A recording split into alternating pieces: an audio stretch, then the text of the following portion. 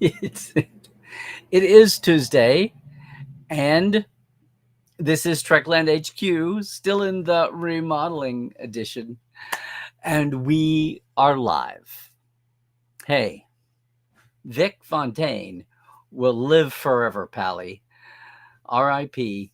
James Darren. Today on episode, 366 of Trekland Tuesdays Live with me, Dr. Trek Larry Nemechek, coming at you here from the heart of Trekland and the heart of TreklandTreks.com, your customized away mission in greater Los Angeles to the actual filming sites of the Star Treks you love, that you design. Yes, from all that, for some sanity, clarity, and the big picture, or the bigger picture in all things Star Trek. Hey, everybody. Thanks for joining us again on another Tuesday. At least I hope everybody's here with us today. Some sad news this week as we await fresh Trek as the summer winds down. Hope you had a wonderful Labor Day holiday, to date this a little bit. For those here in the States, what do you do in England? You have a bank holiday? Is that what it is?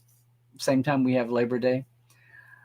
A lot of little headlines flying by here, but the one that grabbed my interest, I came out of the cave, my remodeling cave. The wall is almost done. It's almost fully drywalled now. Sheetrocked, as we used to say. But the main news of the night was I realized what I'd be talking about today, because we got the news yesterday.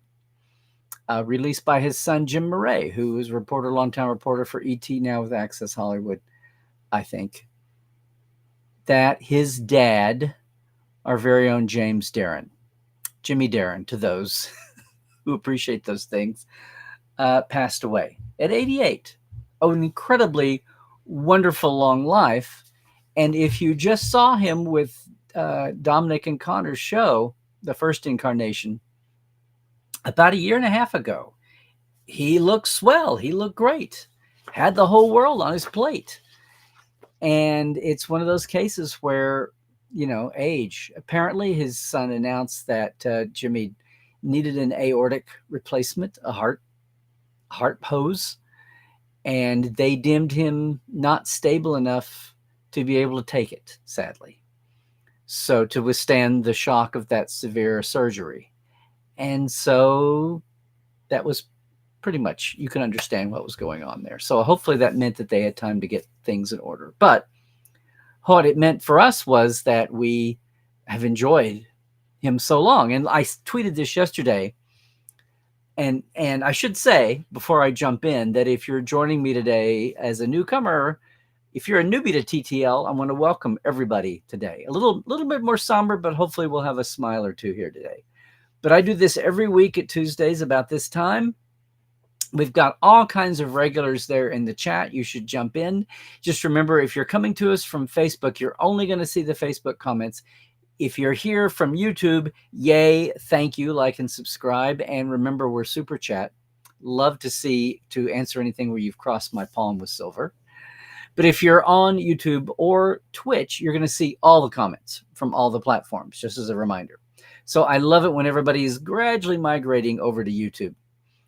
But that's that. And today we will have the soapbox here. We'll talk about Jimmy and some related bits. And then we'll take a mini break. And then I'll come back for full bore chat. So I'm not going to dive into the chat until the mini break. Alrighty. And if you're watching us later on YouTube, I'd love it if you could join us sometime live on a Tuesday afternoon. That would be great. And you could be here with the conversation. You could be here with, yes, increasingly more guests, and hit them up for your question live in person. But yes, a sad moment. And here's the thing. Jimmy had such a long, great life here that a lot of folks were able to see him at Vegas. He loved performing. He had these worlds. Now, remember, I tweeted this yesterday when I came out of the construction tunnel and heard, I knew, and you can look around, I knew the world would be calling him, yes, he was the teen idol actor in the Gidget movies. He was Moondoggy. He had 2 or 3 hits. Goodbye, cruel world. I'm off to join the circus. Teenage angst songs circa 1960, 62. before everything got so complicated. That was Jimmy. And yeah, Jimmy was Moondoggy. I saw an LA news story today that said teen idol credited with the surfing craze dies at 88. They were talking about Jimmy Darren. I'm like, what? Teen heartthrob? Yes, you forget the impact of Gidget and the Moondoggy and the surfing movies. I mean, yeah, then it led to Beach Blanket Bingo and the Beach Boys and all that crystallized at the same time. But Gidget was a big instigator of the surfing craze of the 60s. And Moondoggy, our own Jimmy Darren, was right there in the middle of that. But by the 60s, after being on screen, he had been a serious drama actor, studied with Stella Adler from back East Coast, Jersey, New York, and birth name, just for the heck of it, birth name James William Ercolani. Yes, old Italian family. Are you kidding me? And out here in LA in movies and then TV. And if not Moondoggy, then Time Tunnel, one of the guys trapped in time. A lot of directing. Oh, and T.J. Hooker. He's Shatner's cohort there. A lot of latter-day folks by the DS9 days.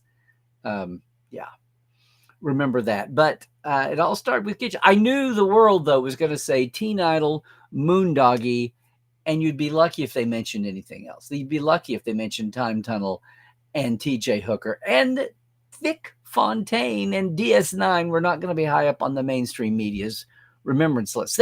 They're in the second paragraph. But here we are in Trekland, and we know what we remember Jimmy for. What's amazing is what Vic Fontaine did to restart Jimmy's singing career. He always talked about that. In fact, he didn't even know about that. Now, I have a little treat for you today.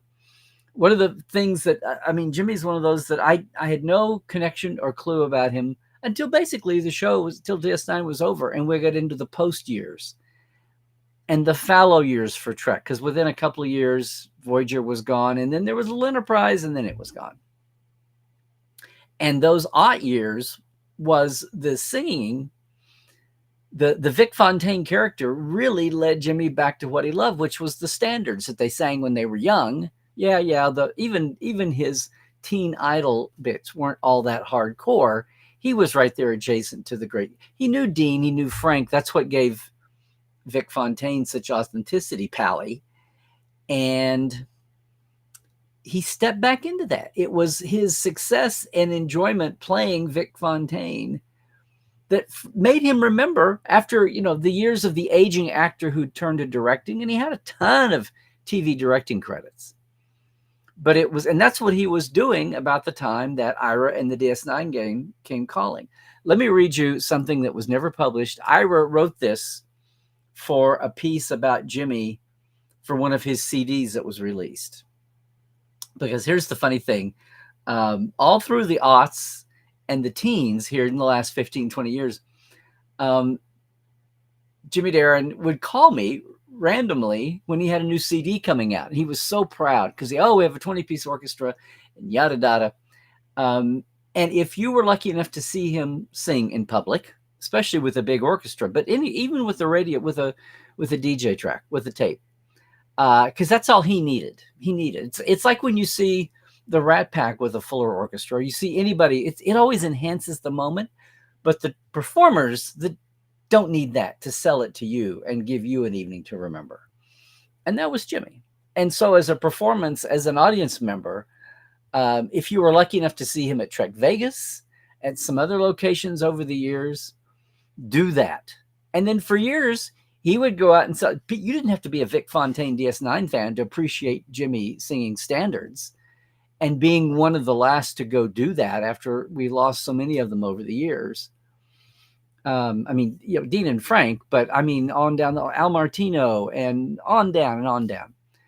And he was one of the last to give you that experience of that generation, which was awesome. And he was doing it just up until just a few years ago, 4, 5, 6 years ago. 2011 was the year that Jimmy had the Saturday night concert slot at STLV. And I remember that really well, and some other years too, but I remember that year because that was the year I stood in the wings and shot pictures from the side, and it was a 2011 Canon ELPH and a 2011 iPhone camera. And I wasn't doing the best job without a professional rig, but there are 3 or 4 that just happened to catch right. And it's all from the wings with his, I'm going to Instagram some of these. I'm going to post some of these socially. But it's him singing a little bit out of focus, but with him on the screen to the left. And they're just a couple of really awesome pictures. I don't have that many selfies, although I've got some that may be buried. But that's a special memory. But if you got yourself to STLV in those days when you were lucky enough to sing him, a few times he sat in with the Rat Pack as the years went by instead of doing the full, 1 hour, 2 hour set himself, 90 minutes, he would sit in with the Rat Pack a few times. And plenty of other concerts out on his own or teaming up with folks. We think about, I know just in I think the last time he did something in public, obviously he did Dom and Connor's show a couple of years ago, year and a half ago, which was amazing. You should find that on their lineup. But where was that? He and Frankie Avalon. This is the last thing he called me and said, can you promote this? But this was in 2022, post-pandemic. They didn't sing, but he and Frankie Avalon went out and did a sit-down Q&A out at Palm Springs, at Oscars of Palm Springs. An intimate evening with Jimmy Darren and Frankie Avalon. They didn't sing. They didn't have music. They sat and answered questions and talked and reminisced. And I knew at the time, thinking, well, this must be the wind down. And that's fine. That was awesome. You got a few more fans, a few more folks in to see that generation. Again, you don't have to be a Star Trek fan to appreciate that, but he was like so many others in so many other fields, gave Star Trek a crossover with a wholly different attitude and a wholly different audience. And I, had the chance to interview him a couple of times, once or twice in league with, I said, okay, we'll do an interview to promote one of your CDs. And of course, he did This One's From the Heart, which was all the Vic Fontaine songs. Did it on his own. They're all songs. He didn't have to copyright anything or IP with Star Trek officially. Nothing on it screams Star Trek or Vic Fontaine. It's Jimmy Darren, This One's From the Heart.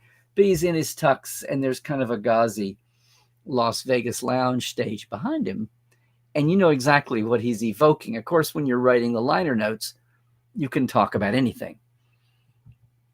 And one of those albums after that, I think one of the last ones, well, this was in 99 that we talked, but just a couple of years ago, and I have to find it.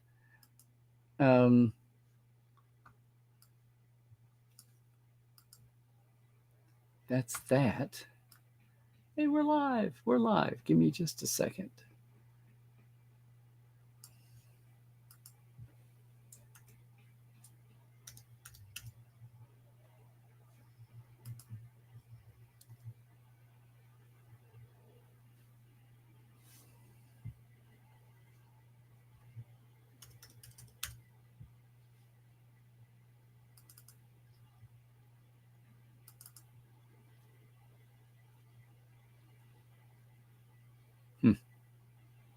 Found it.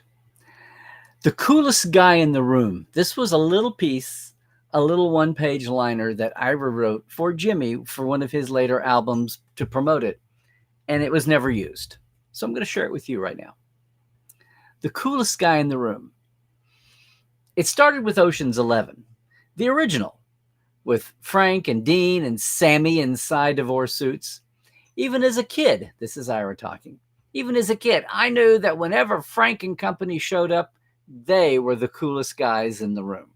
So, 38 years later, as showrunner of Star Trek Deep Space Nine, it made perfect sense to the Rat Pack wannabe, this Rat Pack wannabe, even if at first no one else, to add a holographic 60s Vegas lounge singer to the cast of a science fiction show. It made perfect sense to Ira, he's saying. But who could possibly play Vic Fontaine? All the original Rat Packers had taken a cab, and he needed somebody who could match Frank and Dean's breezy in schwa, as well as the pipes to croon a ballad or swing in standard. He needed, Ira says, I needed the coolest guy in the room.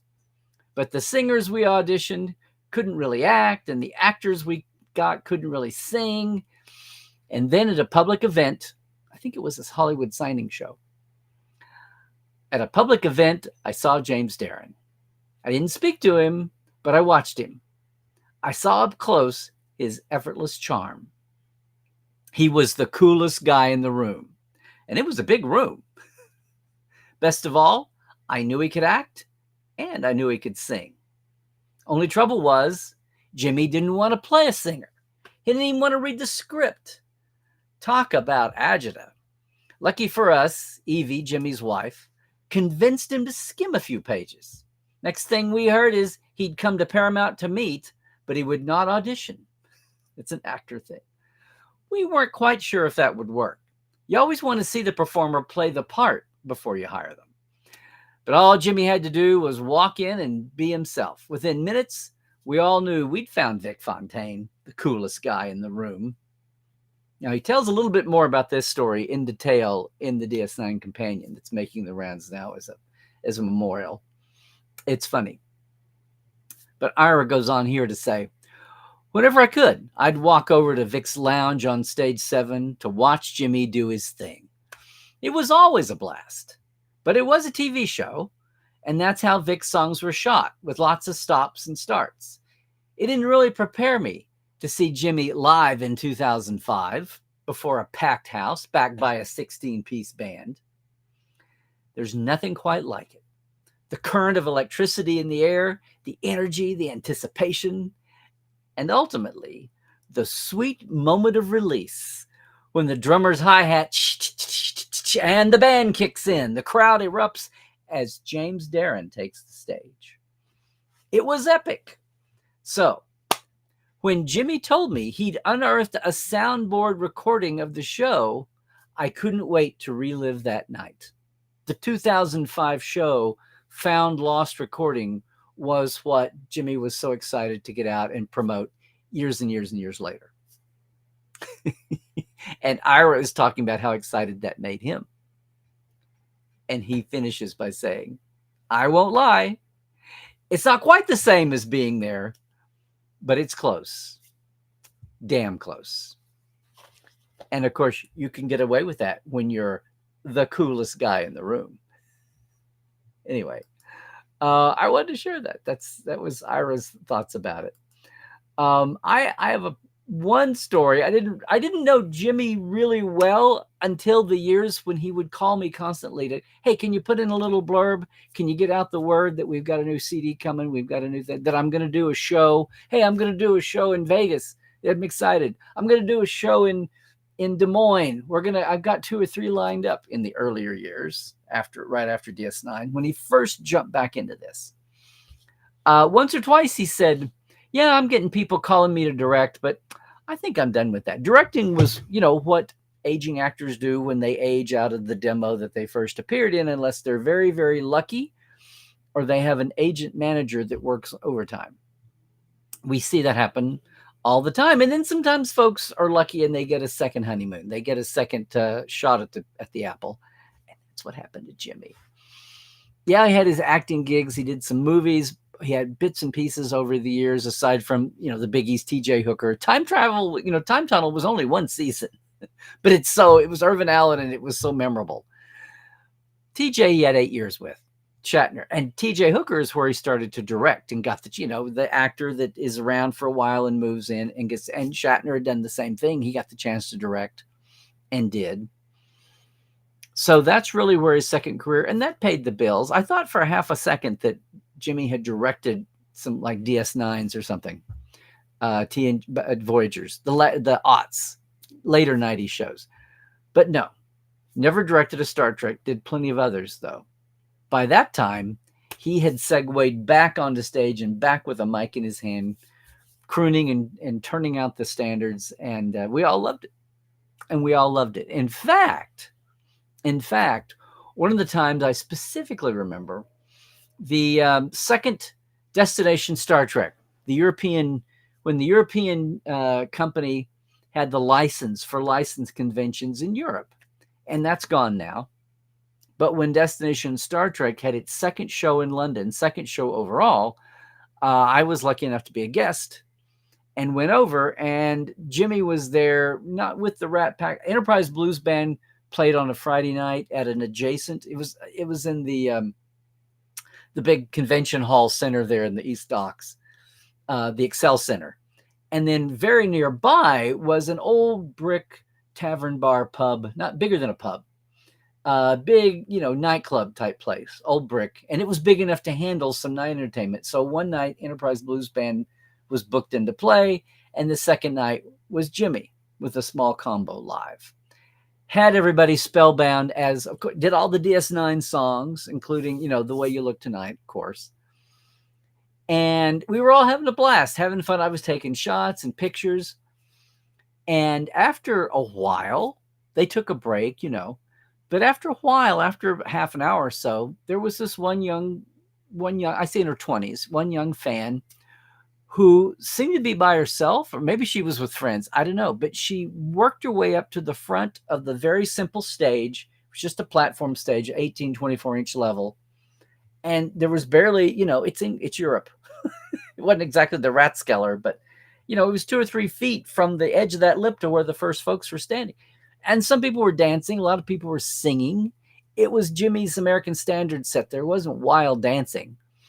But people were and they'd been drinking, so people were having a good time. And this one young lady wearing her TOS red dress, her dress, she was really enjoying it. But not when you say that at a nightclub, you go, oh yeah, she was.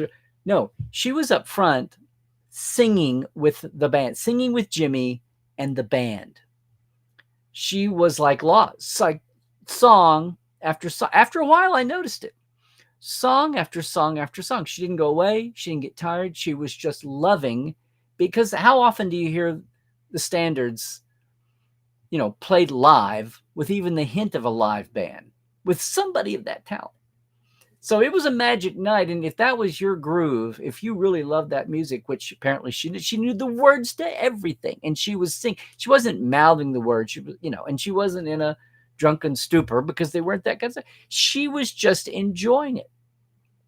And after a while, shortly before the break, eventually Jimmy noticed her too. And every once in a while would throw a little something her way. He would, when he's singing, he would play over and do that. And they took their break, and I went down, it was like down a little bitty old school dressing room. And I went down the stairs with the band, and I didn't know Jimmy really well. I was about to get to know him, but he knew me. He was Larry, the guy he sent the notices to, and would call to get blurbs in the magazine and such. And we were sitting there and talking, and the band sitting around, having their break. And he said, did you see that girl? Did you see that young lady? She knew everything. And the rest of the band knew it. They're like, yeah. He said, that was amazing. I love that. I love that. She said, I haven't seen that in ages. She was that young and she knew everything. And he said, Larry, I bet she's got to still be up there. Can you go up and find her? Tell her to come down. So Jimmy Darren, I go up, me of many hats. now I'm handling for the band. I go up, and sure enough, she's there, just hanging around the stage, waiting for him to come back and finish this magic evening.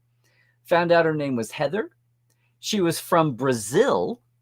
She was in England studying medicine to be a medical doctor. She was in medical school, and or she was pre-med in her bachelor's.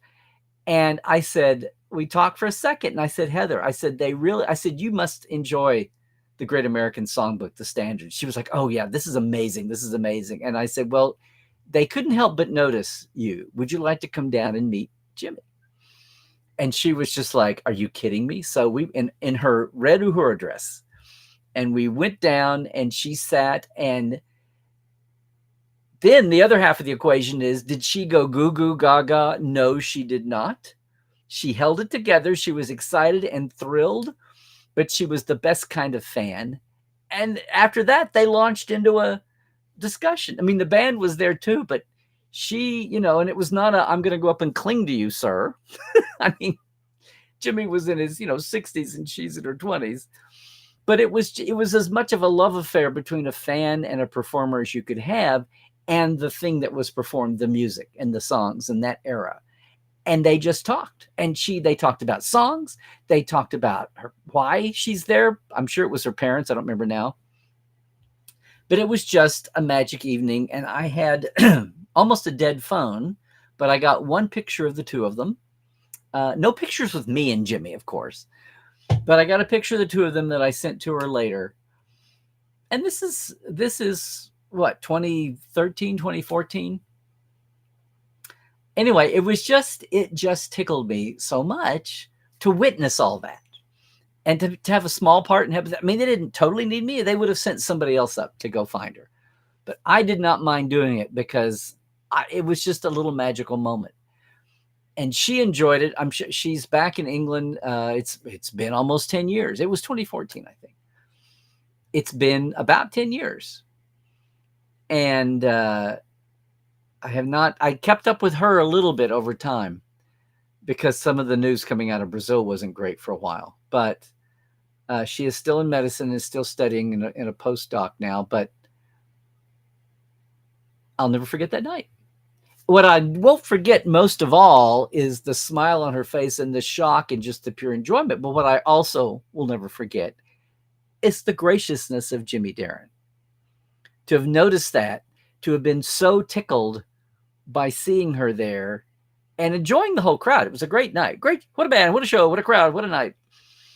And for him to do that he didn't have to do. And not just to have noticed her and gosh, God, what a sweet kid, Pallie, but to invited her in for a moment like that because she so enjoyed what he was doing. And he's no dummy. He knows that the audience for that is shrinking. And the fact that she was of her generation and enjoying it so much. And yeah, over the years, here's Jimmy signing, performing at Vegas a little more, performing out on his own, coming and signing at Vegas, whether you had a big show or not. The years he was jumping in with the Rat Pack with them, signing. I've got to dig. I know I've got some more photos with him besides one from the Pacific Pioneer broadcasters when he was honored by them and given a city. It was James Darren Day in LA County he has a certificate and all that. Ira came over to see him get that award at that banquet.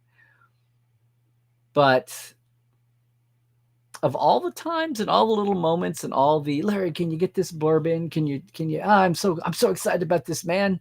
I'm so excited. We're going to have a great orchestra. But if you had the opportunity as a fan to cross paths with him, I think I've read so many testimonials from folks since he passed yesterday, that when they had the chance to meet him at a signing table at Vegas, or maybe even in passing, in and out of a show, just in a moment when you were smart enough and you appreciated enough, he was appreciative enough and cool.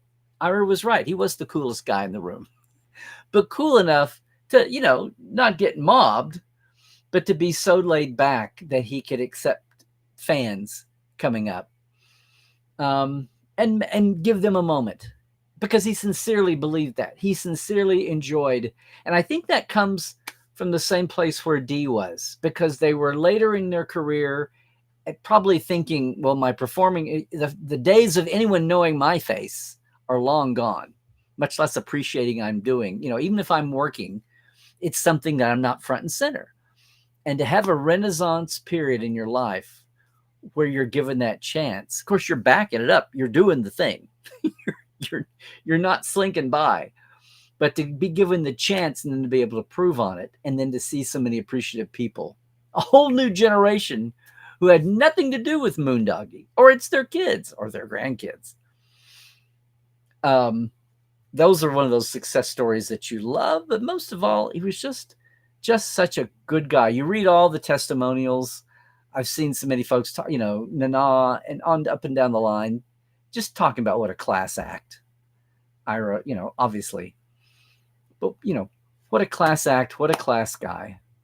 And it's why Vic Fontaine was so authentic, whether he was counseling Kira and Odo, or whether he was, really counseling Nog with his PTSD in his leg, to get him back to facing reality again. Of all the ironies of a holographic character encouraging someone to get back out in the real world.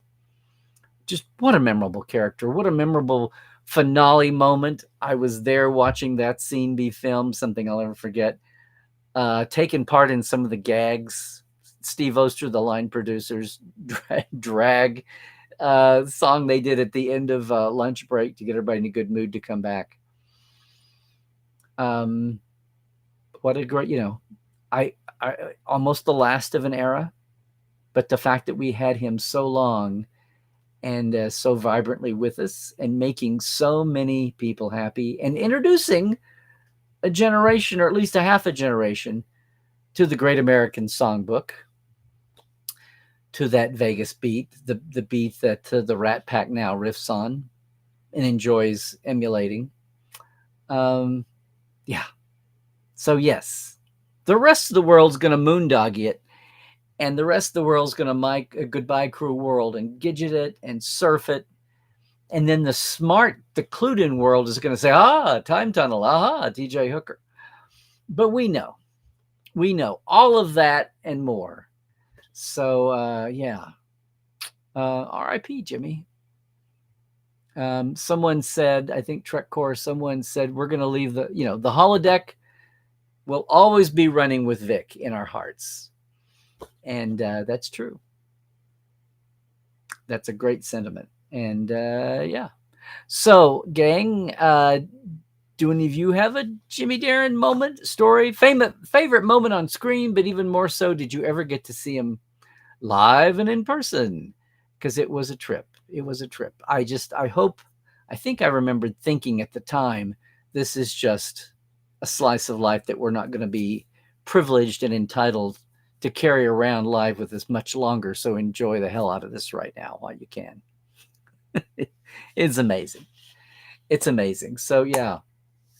Rest in power, Jimmy Darren. I'm glad we had the interactions, and glad that I got to be his advance man for several occasions there. What a guy. What a guy. Well, listen, everybody, I will be back in just a second. I'll take a mini break here, but not until number one. I want to thank, and we have let me get everybody back here. Boom. We've got our TTLers for my Patreon. So I do want to thank those, whether they're in, we have a very simple Patreon. So our TTL club, thank you. Chuck A., James Kerwin, Diana Hopkins, Jesse of Crusher Convo, Lawrence Todd, Halbjörn Gunnjonsson, Galinda Bruton, Andrew Jasimski, Josh Patton, Pranakasha Productions, Chris Jiggins, Keith Rombach, and Comedy Forecast. And our live wires, Robert McLean, Byron Bailey, J.R. Poole, Alan Hoenzi, James, Dave Gregory, Greg Wickstrom, and Casey Shafsky. Really want to thank everybody for jumping in and helping that. I keep it simple. There's just two tiers, $5, $10. It's a very simple patreon.com/Trekland Live. There we go. I've got to, you live wires. I keep saying it every week. I really do need to get you the new round of Portal 47 interviews from the earlier days there. I really, really want to thank everybody in the Patreon. And I really want to just throw out a reminder again about TreklandTreks.com. It's your day trip. It's a day tour of 4 sites around greater SoCal that I help you plan. We go to your favorites, whatever makes sense for the moment. I cut down, minimize the hassles, the questions, the mysteries. I am your chauffeur, your concierge. I'll even be your prop wrangler and your cosplay assistant, if that's what you want to do at your favorite places. Anyway, TreklandTreks.com. Check that out. It's the time of year. It's the time of year. This heat wave will pass, and then we'll be there. And it's a Tuesday once again. You know what that means? It's another Trek Files that are up Now at our new home at thetrekfiles.com, it's our page on Memory Alpha. That's a direct link. You can database, you can scroll the whole 12 season roster. We're midway through season 12. The latest show's up today. It's my old buddy and former boss, Dan Madsen. We're talking about Star Trek 3. Yeah, it's the 40th anniversary still. And we're looking at it from the standpoint of where it was in fandom's flow as a new movie back then. You know, we had no idea about A, B, C, or D, bloody. We only knew about our original cast at the time, and Dan talks about covering that for the magazine at the time when the magazine, the official fan club communicator magazine, was the only real magazine. Starlog was there and would have bits, but wall to wall, it was communicator, and Dan was in the hot seat there in the Nexus Point. Great discussion. Find it wherever fine pods are found. Our Facebook page still has the link, but the reader, the documents of the week, and the deep links are all right there at Memory Alpha. And our page, the Trek Files at Memory Alpha. And of course, if you're leaving us now, hi, YouTubers. It's Larry Nemechek on Twitter X and Larry's Trekland at Facebook and Instagram. And of course, here on YouTube, make sure you like and subscribe and ring the bell so you know. We're about to get a little busier as things pick back up here with Lower Decks coming down the line in October. Some more live events will be happening. Cadet Alice and I are due to check in and get going on Prodigy's second season. That's all coming up in the future. Portal47.net's how you keep up with everything going on. Right now, it's your Minicon all year long. And the Portales, we have another guest night tomorrow night with visual effects legend from the Enterprise and Voyager days. Rob Bonchoon is our guest tomorrow night. So that's going to do it, gang. I'll be right back, though. Live, I will be right back and we'll dive into this. But if you are leaving us now on YouTube, please, till next time, stay well, do all the things, stay healthy, and yeah, stay woke. Check the sources, and Trek well, everybody.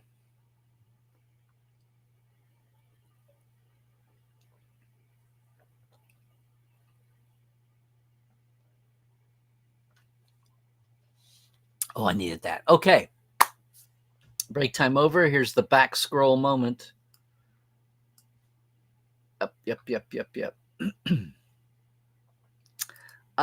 Yes. It's, hey, Pallie. Yep. Hey, Jay-Z. Not a big fan of the Vic Fontaine. Of the Vic Fontaine? No, that was the guy that invented the pens. R.I.P. James Darren. Yeah, what a career. What a life. How many different ways did he touch people in the different iterations of that career? Wow. It is sad, Paul, but you know what? We had him for so long. Again, Dom and Connor just had him on the first iteration of their show a year and a half ago or so. That was, and I watched the first 5-10 minutes of it the other night. That was something.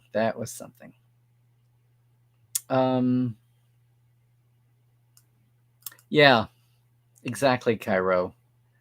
It's amazing that Star Trek, reignited his career that way. And then, of course, he had audiences that had nothing to do with Star Trek and performances. Yes. Hi, Frank.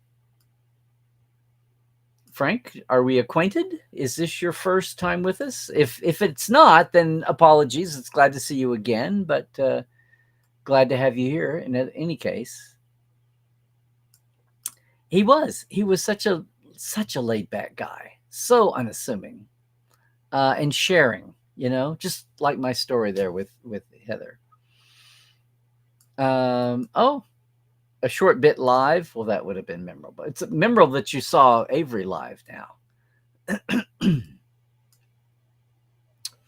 Oh, Scott, too bad. Yeah. He was in the time tunnel. And you felt like you were in the time tunnel when you saw him on stage, bringing that great banner back. Moondoggy forever. Yeah, and Marine, Moondoggy forever. Absolutely, Sean. He'll be alive he'll be alive in our hearts as long as we remember him. Yes. Henry. When you talked to him at STLV, you thought this is how Sandra D felt. Swoon. Yep. Hey May. Yeah, Frankie Avalon's about the last. He and Frankie did that sit down Q&A appearance. How many CDs did he have? I don't. Of this material of this era, a lot of my stuff is still in boxes. I need to dig it out, but I know I have him signed. This one's from the heart. And then he did one or two. He did the remaster of the 2005 concert show that Ira wrote that note for. It was 10 years later, 10, 15 years later, and they found the original recording and reissued it, cleaned it up. I don't know, 3 or 4 CDs. There was one, I almost hate to talk about this because I want to find it, but the second season, right at the end of DS9, hadn't seen the finale yet, but a fan mocked up a CD and he used the soundtrack. So you had dialogue overlapping the songs. They weren't pure, but a fan had taken, this is 1990 era fandom, took the audio tracks from all the Vic moments, even if it was just a piece of a song, all the Vic moments from DS9 episodes where he appeared, of the singing, the actual music and songs, and put it together like an album and had them all marked and tagged. And he said, Vic Fontaine live from the Vegas. Anyway, and the name of, Decca Records was an old record brand. He had the old Decca logo with hollow Decca Records, which was very cute. And he made a limited run. He sent them to all the writers and producers and crew people. There were a few extras. I got one. And he said, I am not doing this to violate IP or copyright. I'm doing this purely as a fan. I made, 25 copies of this. You're getting one of them. And, sent one to Ira, one to everybody on staff. And, yeah.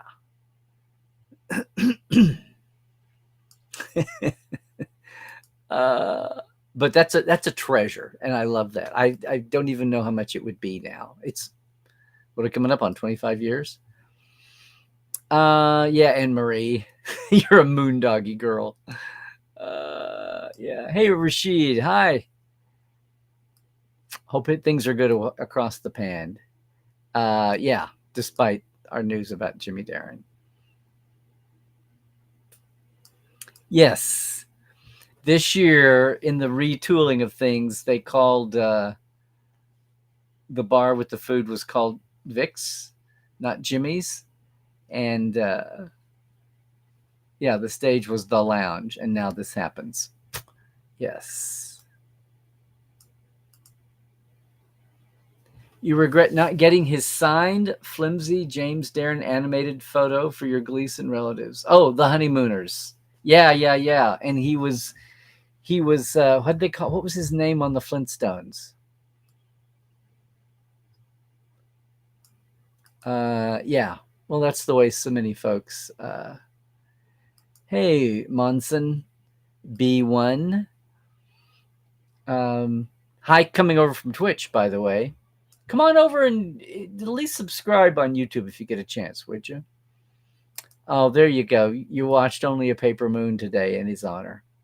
The magical episode. Yes. And James and Aaron both reunited. A lot of that mood last night on the interwebs. Oh, Anne Marie. To sing the James Darren Gidget song at your piano bar. The Tuesday pianist gets it. Yeah. Yep. Wait till you see my Gidget. You want it for your Valentine. Yep. Exactly. That episode is just so in a series of one of a kind moments and episodes. Yeah. Very good shot. Please remember to like, subscribe, and out of the tree of life, pick you a plum. Yeah, yeah. There you go. The best is yet to come. Okay, Rose. Good to see you. The Tetrarch of Apathy? Okay. Are you new with us here on Tuesday, Tet? Either way, thanks for jumping in, and yeah, through UK Ginger Man post. Hey, Glenn. Okay, that's interesting that there wasn't a Facebook, but I'm glad you're here.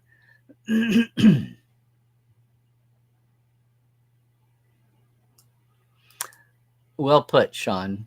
I wasn't familiar with this quote, but then, I'm not the Who fan. Some are. But I'm not in distress and I'm not fine. I'm halfway. I guess that's your morning. Is it flying at halfway, 45-degree angle? That's being in morning. I think I just invented that. But yes, in the words of Doctor Who, we're all just stories in the end. So let's make it a good one. Absolutely. Thank you, Dr. Dave. That one was from the heart.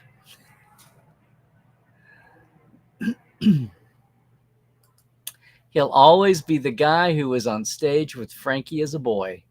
Great singer and who incorporated Vic perfectly. Yes. Yeah. Pretty good for a light bulb. Oh yeah, Carl. Well, it's going to be one of those things. There's a lot of folks I never got to see in person, or I got to talk to them for 1 minute and we were always going to do more and didn't get to. Hey, my figure. Welcome. His music was the music of your wedding. Oh, yeah. And if you're new to Tuesdays, my figure, then welcome. If you're not just coming over from another channel, but please subscribe and stick around with us. It's good to have you. Feel free to sound off. Let us know where you're coming from too. Yes, yeah. A lot of people today were thinking about their encounters with him, especially at Vegas. If you weren't lucky enough to be here in SoCal and get to see him when he would do, or there for a few years when he was actually touring, right after DS9 and Enterprise ended and Star Trek went away, the first few years after the shows went down, after the Berman era ended, the mid-aughts, the late aughts, we were in the fallow years here. Yeah. No. Timothy, please go right ahead. Another amazing memory from James Darren DS9 from the finale. Yes, actually. Yeah, you and a few thousand other ones, I think. So great. And good advice all the time. Stay high and stay. Bring sunscreen on Larry's treks. Absolutely. Wait, R.I.P. Starlog. Did I miss something? Was there a revival? Yes, Jimmy was on the first cruise, at least the first cruise, and did a performance. Mm-hmm.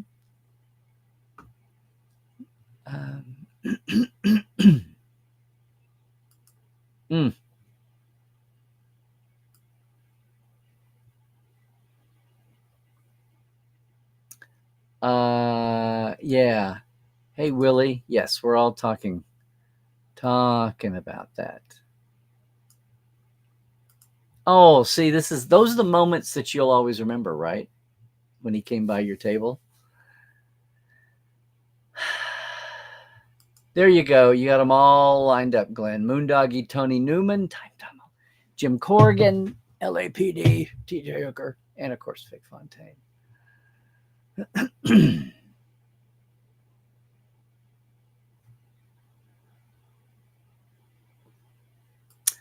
That's an interesting prospect, Cairo. If you take that fan's idea and just go one better. Mm-hmm. Now, what? I may have.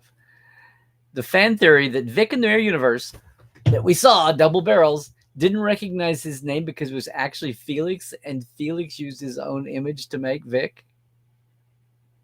That's funny. That's funny.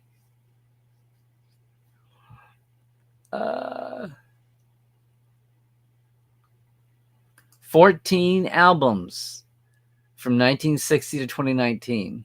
2019 may have been the year of that 2005 concert reissue. Of course, the early 60s are all the Jimmy Darren years. That's Goodbye Cruel World and some of the other ones. And the Gidget song.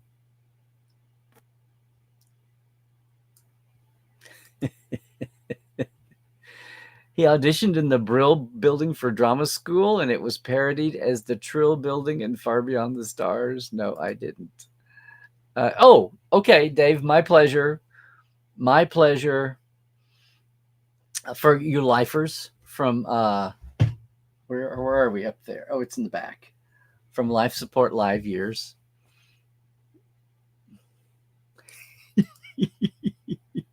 Well, Dave, I'm glad you were all liquored up for a Tuesday live. Sounds like you were ready to go. Hey, Tetrarch. Yes. Oh, yes. I'm late to the game here on YouTube. That's why I've only got about 1,300 subs. But please add your name in there and jump and share it around. Thanks a lot. Bada bing, bada bang was another great one, Pallie. Yes, indeed. Oh, how nice. Rose. Amber nectar. Yes, yes, yes.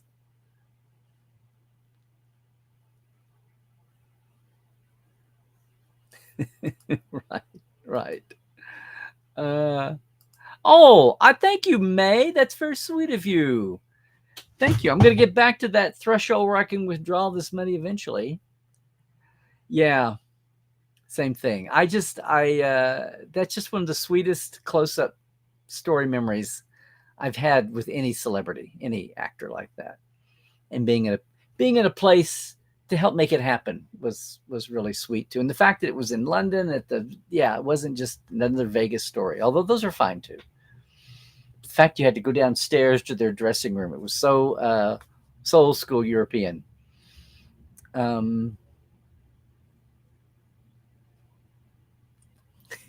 Yeah, that's right. Vic, who the hell is Vic?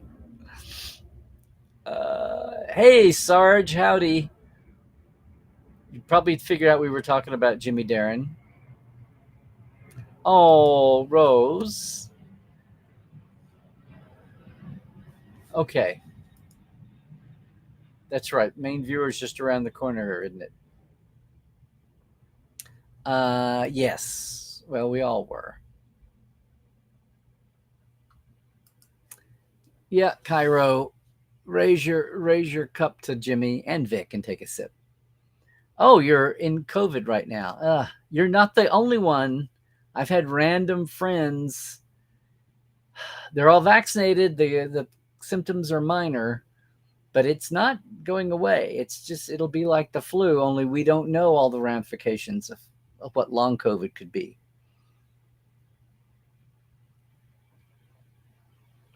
Yes, the best is yet to come for this world, we hope. That's what we can do. We're Trek fans. That's what Trek says. Yep. Oh, Sean. Thank you. My goodness. We should do memorial episodes. No, that sounds bad. Oh, a Trek Yards raid. Okay. Happy Star Trek month. Is that we've expanded from day to month? Is that what we're doing now? Alrighty then.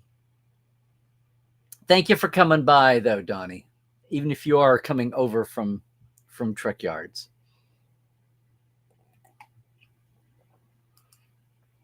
Been there, done that. But yes. Okay. Well, I'm glad you could scoop over. Wow, it's exciting here, gang. I've been kind of quiet on socials, I'll just say here, while the chat decides if it's ending or not. Been a little quiet because I've been so involved in it. It's going to look like nothing when it's done, but I wanted to research. I'm not just building a shed here. I just want the world to know this. probably going to do an Instagram eventually again. So we've lost Jimmy. We're in kind of a headlines desert at the moment, although bits and pieces, products, there's issues, there's things coming up, interviews, all of that. The late summer cons are done. Dragon Con is over now. We're looking ahead. Some of the smaller creation regional cons are starting up. The Nashville, the Chicago. Not planning to be a part of any of those, but I'm excited for the cruise coming up, and 2025 is already starting off with a bang. I'm involved in some Will Rogers events. I'll let you guys know that if you're in SoCal and want to come see what all the excitement's about. And why Terry Rio told me that, well, of course you're a Will Rogers fan. You're a Dr. McCoy D. Kelly fan. I get a thread of that. We've got some events coming up at Will Rogers that I'm very proud to be involved with as president of our nonprofit Will Rogers Ranch Foundation. So thank you, world. I do have a life beyond Star Trek. It just, there's not much of it left over, but they fight for dominance sometime. And then when you're doing something like, see, there's no, it's blocked in. There's no light shining through. We got the drywall up. That's where we are. The pocket door is hung and the drywall is up. It's 3/4 up. So I have been a little quiet here in Trekland lately. We've had Tuesdays going by. There we go. I let Save the Power Rangers dominate the screen there for a while. So we're going to be jumping back in here with Cadet Alice for Prodigy Season 2. We're going to get back to Second Opinion when we have Lower Decks and Live Trek happening, Fresh Trek again. And we'll be carrying on here with Tuesdays Live all the way. But that's it, I suppose, folks. Do we have... Oh, Star Trek Day is coming. So who knows what that's... We're a whole 5 days away from Star Trek Day. So thank you for this new pronouncement. We don't just have a day now. We have September as Star Trek month. All right. Okay, so Carl, it's unanimous now? Is that what it is? Okay, Cairo, we're going to... I don't think there's much fear of this not happening. We celebrate Star Trek every month. Hi, Tanner. Good to see you, man. Pronouncing yes. Uh-oh, we having issues? Oh, and it's also the season 19 premiere of Sunday Night Football on Monday night, on Tuesday night. What? Oh, I see. Okay. And nothing else matters but TOS and TNG. It's Star Trek fall month, because then January can be Star Trek winter Star Trek month. Yep. Well, this is what I'm saying, Donnie. I don't think you're alone here on this. Yep. And of course, you know this. What you're saying is, after it premiered on the first night premiere in Los Angeles and any market that had it, right? Because, TNG and DS9 premiered over a week. They didn't have a single premiere day. It was the first day of the week they premiered. So,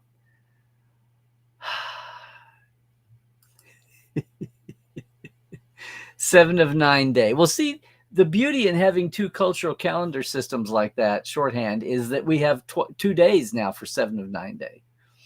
We have what? We have September 7th and we have July 9th. So there you go, depending on what side of the pond you're on. Absolutely. Okay. Well, I think we're just busy celebrating everything all the time. Yeah, I think this is coming too. Not a lot of planning. A lot of local parties I've seen popping up. So check your local listings for a Star Trek event near you. There may be some of that happening. The merger, a lot of that is up in the air. I want to say a lot of the folks working in social media and marketing may be up in the air as they make those employee cuts. So a little bit of a subdued this year, and the least Trek showing. No active show will be on. The big headline news announcements came at San Diego. So we'll see. We will see. So in your own way, 5 days from now, before we're back together, happy Star Trek Day this year again. Make sure and post of what's happening, in your realm. If you're doing something, I've seen a few pop up. And I think that's going to do it for us for today, gang. It looks like we are definitely at the end of the chat. Now that we've all unanimously agreed we should have a whole month, not just a friggin' day. Hopefully we have all survived the Bell riots. Also, speaking of Star Trek days, everybody loved showing that picture of the board with the 30th up because it was the clearest picture from the screen caps. But I was on the lot. I've got some. No, they're not handy. I've got some Sanctuary District flyers and paper because they just printed them. They were on the same type paper as call sheets. If you notice, they're blue and pink and yellow. They're long, like for paper revision, print shop. And all that stuff was just, printed off, and then they had tons of it and went around and slapped it up everywhere. Some of the really specialized ones are a little rarer, like the form, but the flyers themselves are there. So yes, everybody, let's call it a day. R.I.P. Jimmy Darren. Oh. But Moondoggy is even spacey, right? I mean, come on, this guy was never far away. Fly him to the moon. Oh, gang, yes. Yeah. We love you, Vic. We love you, Jimmy. But we got to say, we got you in hearts and memories. And as for Star Trek, as for the future of Vic Fontaine, the future of so much, I got to think. I'm a Star Trek fan. I got to think the best is yet to come. As long as we stay healthy, do all the things. There's a new shot coming out for the new expanded COVID-19 that I'm waiting to get. So it's in effect while I'm on the cruise.